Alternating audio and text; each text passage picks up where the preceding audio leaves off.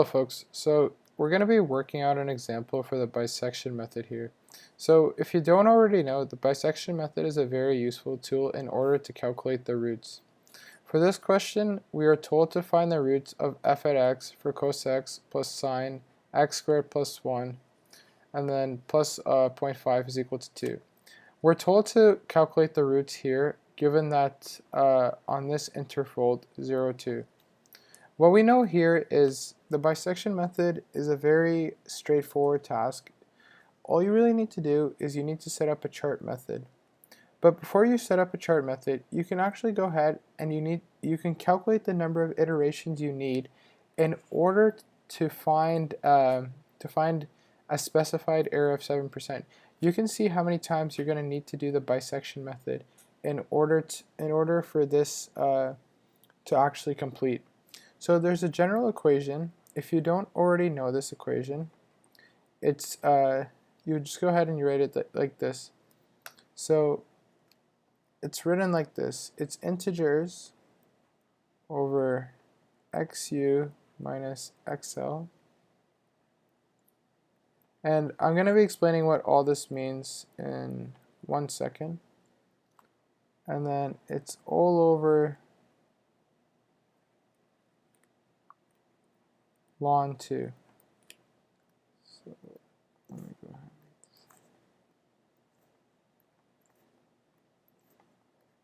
So what we have here is this over here is just basically going to tell you how many times you're going to need to do the bisection method before it should complete. This is a very useful tool because if by any chance that you made a mistake, you can actually see where you made your mistake and what your final answer is supposed to look like. So in this case, I'm going to go ahead and I'm going to plug in the values here. XU is referring to the upper number, and XL is referring to the lower. So in this case, XU is equal to 2 and XL is equal to 0. Ln EA here is the percentage of the specified error. So EA is 0.07 as a percent, which is equal to 7%. And then ln 2, you just go ahead and you plug that in. So if we go ahead and then we plug all this into our calculator, we're going to get 2 minus 0 minus ln 0.07 over ln 2. And then if I go ahead, and basically the integer part is just saying that if you get, for example, if you get a number like 4.667, you just round up to a whole number of 5. You never round down. So if I got 4.000007, you would assume to round down to 4, but what that means is you actually go to 5 because you've already started, you basically already you completed your 4th iteration and you're going on to your 5th iteration. So if I plug in ln 2 minus 0 minus ln 0.07 over ln 2, let me quickly just do that. 2 minus 0 minus ln 0.07 ln 2. You're going to see that you're going to get an answer here of, I'll just call it 4.83, but then you're going to have to take this to 5. So this says that you need 5 iterations of the bisection method in order to get below a specified error of 7%. Okay, that's cool. Now we know how many iterations we need. If we go ahead and we set up a table to calculate the bisection method, it would make our life a lot more straightforward. So you can follow along with this table that I'm setting here, and you're going to really start understanding the purpose of this table and how useful making a table like this really is. So let me just go ahead and complete the table and then I can discuss it a little.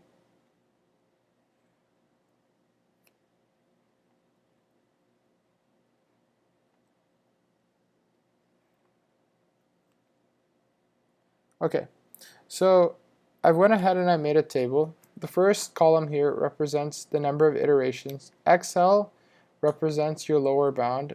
Function at XL is basically plugging XL the value of xl to the function. Xu is your upper bound, fxu is you plugging the upper bound into the function. XR, so XR, you actually have to calculate XR. In order to calculate XR, it's very simple. I'll go ahead and I'll write it up here. Or I should probably squeeze it here. XR is equal to XL plus XU divided by 2. And then function XR, you would evaluate your initial function at XR and EA. So EA means your true value. Subtract, actually no, in the bisection method it works differently. We're going to see how you do that. But in the bisection method, basically here you have for your EA value. So, okay, when we get to it, I think it's better to evaluate it when we get to it instead of talking to it for now. So the first iteration, what we have here, we'll call this the first iteration. The first iteration here, we have XL. What is the value of XL? So if you look here in the initial thing that was given to us, we saw that we have two values we're working with, 0 and 2. We're going to go ahead and we're going to take the lower number. Always take the lower number in this case, if not otherwise specified as your XL. If you go ahead and then you evaluate the function, you evaluate this function here using your value of 0 for your x. So if you do cos 0 plus sine 0 squared plus 1 plus 0.5, you're going to see that you're going to get a value of 2.314. You don't initially have to write that value. What I do is write a plus to indicate that we got a plus value. For our xu, we're going to go ahead and we're going to calculate our value of xu. So I think what I'm going to do is I'm going to clear this stuff above here for now. I think it's more beneficial if we use this space above in order to talk about some of our calculations we're getting. But if you want to go ahead and you want to look at some of the stuff I had before, I would recommend just maybe playing the video a little back and then you can see it. So xu, so let's calculate xu for the first iteration. You would simply just do 2, because we talked about this, so we talked about this here, because you're given your lower bound is 0 here and your upper bound is 2. So you would just go ahead and plug in 2. And then if you want to go ahead and you want to evaluate your function at xu, and the reason I call it xu is because I call it the upper bound. Your professor might call it something else. It doesn't really matter. All it's trying to say is that this is the upper bound term. And then we simply just go ahead and we evaluate this function, our original function, at 2. Oops, I should probably put this here. And then if you go ahead and then make sure when you're doing all these calculations, because we're working with sine and cos and trigonomic functions, you need to make sure that you're in radians or else you're going to get the wrong answer. So if we get this or calculate this, we're going to get negative 0.875. Then I'm going to show this with a negative. And then to calculate our XR here, we would do 2 plus 0 over 2. And all I did here was XU plus XL over 2. And then if you do that, you're going to get a value of 1. So your XR value here is 1. And then if you evaluate for FXR, all you're doing is you're taking the original function, you're simply just plugging it using your value of XR you calculated, and then you're solving. So if I was to solve this, and then the same process applies, you need to make sure that you're working in radians or else you're not going to get the right answer. And then if I do this, I'm going to get a value of 1.94, and I'm going to show this using a plus. So, okay, we got all the values we needed here. We can't actually get the value of EA for the first term just yet, but what we can do here is we need to go on to our second iteration. So our second iteration is going to work a little different because we need our value for XL or XU. but we're not given this value here. So we're going to use a little rule, and I'm just going to go ahead and write the rule up here. And this is a very straightforward rule. This rule needs to be applied every time for the bisection method. So let me just go ahead and write this rule. Okay, so this rule is very straightforward. It just states that, let me quickly just go ahead and pull it up.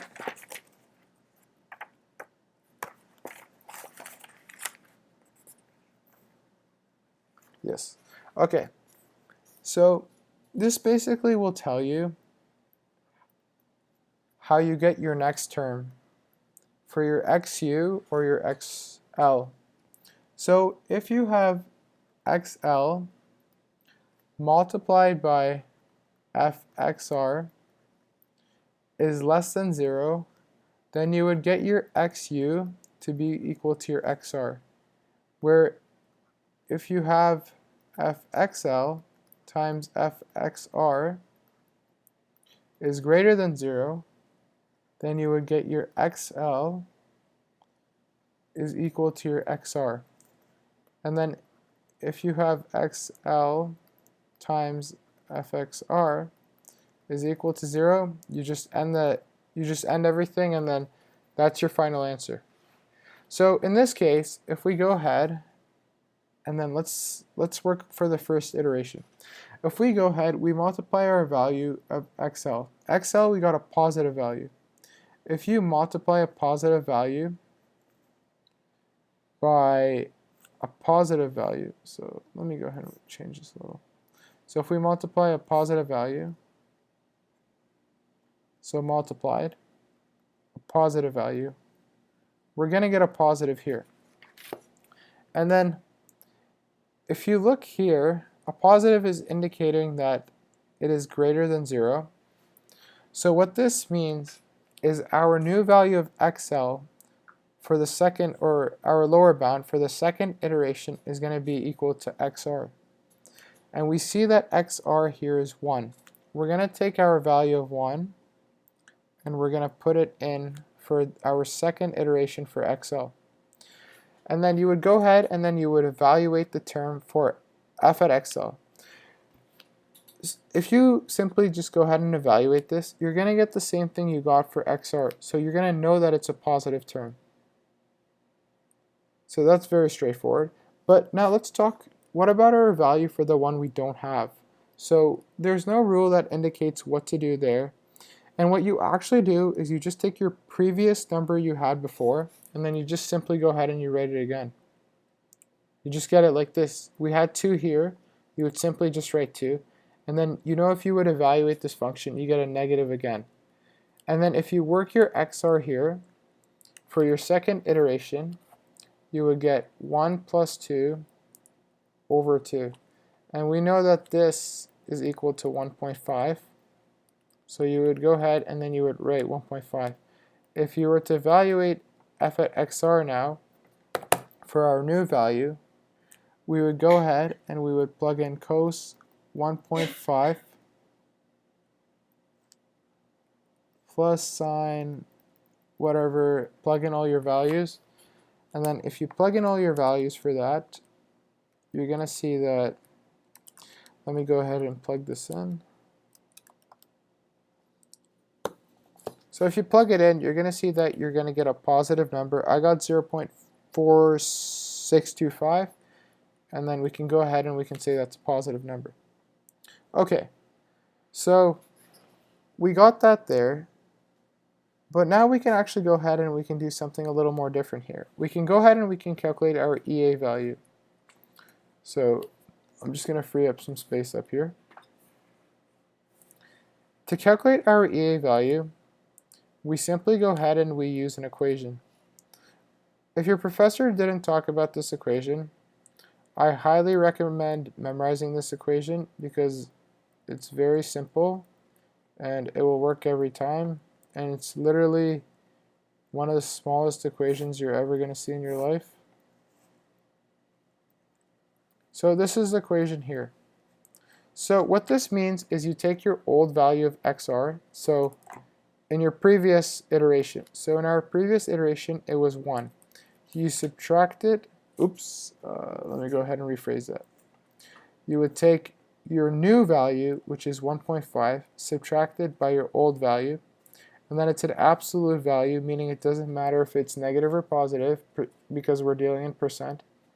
And then you would multiply all this by 100%.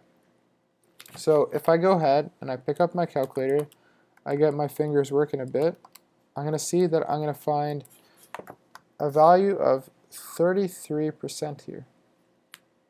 Meaning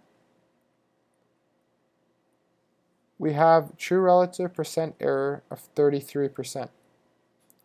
So we're on our second iteration. In the beginning of the video, I talked about how we know that it's going to take 5 iterations in order to get below 7%. So let's just go ahead and complete this. So now we're on our third iteration. So we need to determine if we're going to have a new value of xu or xl that's equal to xr. So we do the same thing we did that we did above. And then we would take a look for our second iteration at our XL. XL here, f at XL, is positive. And then if we multiply that by XR, we're going to get positive. And we talked about multiplying a positive and a positive term. You're going to get a value greater than 0. And if you're going to get a value of greater than 0, your new value of XL is going to be equal to XR. So you simply have 1.5 because you have 1.5 in your second iteration. So you basically just use your previous XR and then you write that into your either your XL or your XU depending on if it's the value is greater than or less than 0. So you know that your value is positive. You can simply go ahead and check it again, but we already did this calculation here. Our XU is going to remain 2, and we know that's negative. And then we would simply just go ahead and we would calculate our value of XR. And then we know the formula. At this point, I'm not going to go ahead and write it again. We would just do 1.5 plus 2 over 2, and then we would get 1.75. And then we would go ahead and write 1.75 here. And then if you were to go ahead and then you were to evaluate, so I'm going to go ahead and I'm going to evaluate for f at xr when x is equal to 1.75. You can just go ahead. At this point, I think everyone or most people understand what's going on. It's just becoming very repetitive. So I'm going to go ahead and I'm going to plug in 1.75 for my x in the original function. I'm going to evaluate this. But now I'm going to see that I'm going to get a negative number if you evaluate it. If you evaluate it, you're going to get a number something like negative 0.47. Then I'm going to put a negative here. And then to go ahead and calculate our EA, becomes very simple. We've done this in the previous example, but we would just take our 1.75, we would subtract this by 1.5, and then we would just go ahead, multiply this by 100%, and then if we do all that, just plug it into your calculator simply, and you're going to see that you get an answer of, let me double check that, so we get 1.75 minus 1.5, and then here, if you plug it in, you're gonna get 0.142. Multiply that by 100, and then look at that. We get a value of, we'll call it 14%. Okay, 14% here. So we're going on to our fourth iteration. What you can see from the true percentage on the very right column is you're seeing that it's getting closer to 0. This is good. This is showcasing that you're getting closer to the root. And your XR value is basically going to converge at one point, and that's going to be a root. So let's go here, free up some space, have some space to work with. So very repetitive now, nothing's changing. We need to see that if we're going to be using a new XL or if we're going to have an XU or an XL value equal to XR, So we would take a look at XL, positive. We take a look here at XR, negative. So here we have a positive times a negative. What you're going to get here is a negative, meaning that it's less than 0. Therefore, XU is equal to XR. So you would go ahead and you plug in 1.5 for your XL here, for your fourth iteration. Your 1.5 is positive, but now your XU, it's going to change to your XR value, which is 1.75. Your 1.75, we know if you evaluated this, you're going to get a negative value. And then if you simply just go ahead and then you can find XR, you're going to get a value of 1.625. So I'm going to go ahead and I'm going to show how I got 1.625 just in case if you're still lost. You'd simply just do 1.5 plus 1.75 divided by 2. And then if you work it in your calculator, you're going to have to trust me here. It's going to be 1.625. So that's what you're going to get there. I already did the work for you, so it shouldn't be an issue. And then we need to evaluate this 1.625 with the original function. So make sure you're in radians, or else it's probably not going to look too good. And depending on who your professor or your teacher is, they could possibly just go ahead and hammer you, depending on how nice of a person or how mean of a person they are. So if you go ahead and if you go ahead and evaluate this, you're going to get a negative term. And then simply we can go ahead and we can calculate EA here. So 1.625 minus 1.75 over 1.625, and then multiply this by a percentage. 1.625 minus 1.75, 1.625, okay, so what we're going to get here is we're going to get 7.69%. Okay, 7.69%. We're starting to near our question. Our question here says a specified error of 7%. So we're getting close now, and we're on the fourth iteration. Funny enough, we talked about that equation I discussed in the beginning of the video and how you can use that equation in order to determine how close or how many iterations you need. And we discussed that you need 5 iterations in order for this method to complete. So let's go ahead and go on to our fifth calculation. So if you go ahead and then if you multiply XL by XR, you're going to get a negative number. And then if you get a negative number, we talked that XL would be equal to XR. So if we look here,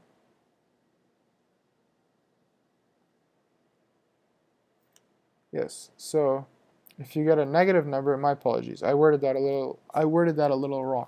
So your XQ is going to be equal to your XR. So you would go ahead and then you would write 1.5 below because that didn't change, still plus. But your XU in this case will be 1.625. So let me explain that because I worded it a little wrong just a couple seconds ago. Because if you do here plus times negative, you're going to get negative. If you get a negative, it indicates that your number is less than 0.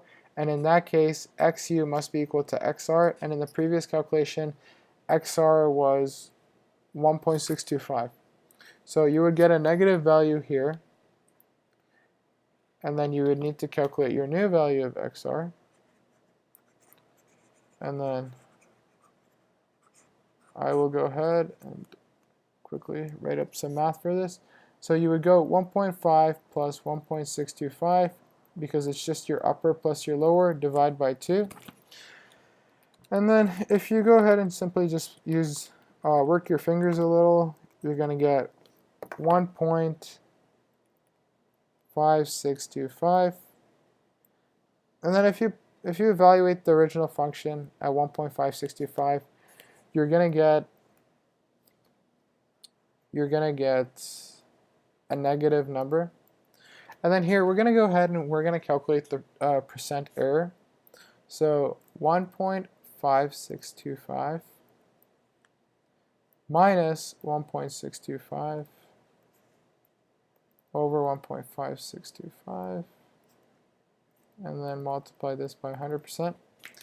Simply just plug this into your calculator, and then before I plug it into my calculator, I'm going to assume that this will be less than 7% due to the original equation we used. And then if you plug it in, you're going to get 4%. So there you have it. It took us 5 iterations in order to get below 7%.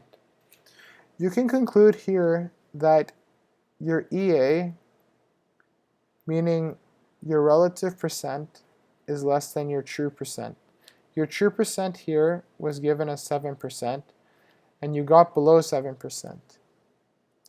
Therefore, the approximate root is 1.5625 on this interval with a relative percent error of 4%.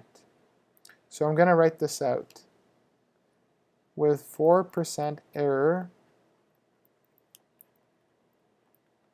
the root is 1.565. So you would just go ahead and use your last calculation for your XR, and this would be a good approximation for the root along the given boundaries. So this basically concludes the bisection method. It's a very simple process. It's very repetitive. It just takes a little steps and a couple equations, but if you go ahead and work your way throughout a couple examples, you're going to see that you're going to master this technique. It's very useful. Your professors or teachers will almost 100% ask you a question on the bisection method. It's just to test your knowledge on how well you can find a root. And as I said, if you work out a couple examples, you're going to be able to do these in minutes.